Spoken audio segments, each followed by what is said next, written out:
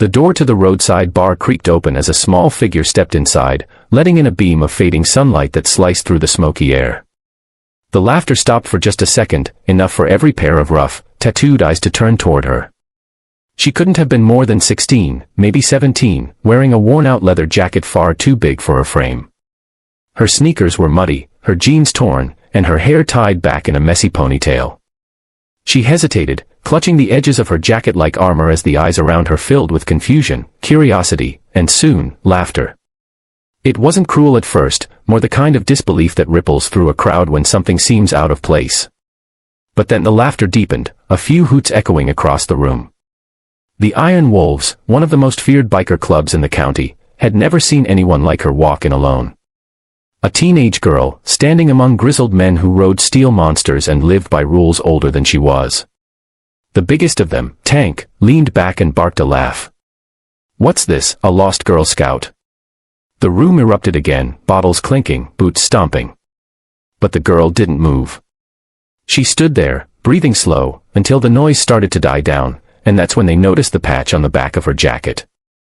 Before we go further, if you believe in kindness, second chances, and the power of silent courage, please take a moment to like, comment, share, and subscribe to our channel Kindness Corner. Your support helps us spread stories that remind the world there's still good left in it. The patch wasn't ordinary. It was old, its colors faded, but the words were clear: Iron Wolves, founding member. A hush fell over the room. The men who had just been laughing suddenly straightened up, glancing at each other in disbelief. That patch wasn't something anyone could just buy. It belonged to legends, to the original riders who had built the club decades ago, long before most of these men had even joined. The girl turned slowly, meeting their eyes. Her voice trembled, but she didn't hide behind it. "This jacket belonged to my dad," she said softly. "Eli Rivers." A ripple of silence moved through the room like a cold wind. That name, Eli Rivers, was carved into the memory of every man sitting there.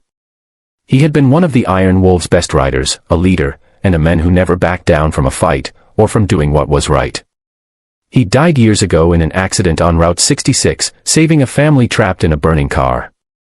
None of them had seen his daughter since the funeral. And now, there she was, standing before them in his jacket. Her name was Mira. And she wasn't there to reminisce. She had come for help. Her mother's health was failing, the bills piling up, and no one in town seemed willing to lend a hand. "I didn't know where else to go," she admitted quietly. "Mom always said Dad's brothers would never let us fall." Her words hit like thunder. Around her, the laughter had turned to shame. These men, big, tough, loud, were suddenly quiet, their faces softening as the past came flooding back. Eli had been one of them, and they'd promised to look after his family. But promises fade when years pass, and the world keeps moving. Now his daughter stood before them, carrying both his memory and his patch. Tank, the same man who had laughed the loudest, stood up slowly. His voice cracked when he spoke. "Kid, you shouldn't have had to come here alone." He took off his cap, rubbing his hands over his face. Around the room, the bikers exchanged glances, silent nods that meant something unspoken had been decided. That night, Mira rode home in a convoy of engines and thunder. The Iron Wolves had rallied like the old days, their headlights carving through the dark roads. They didn't just help her fix her home, they rebuilt it.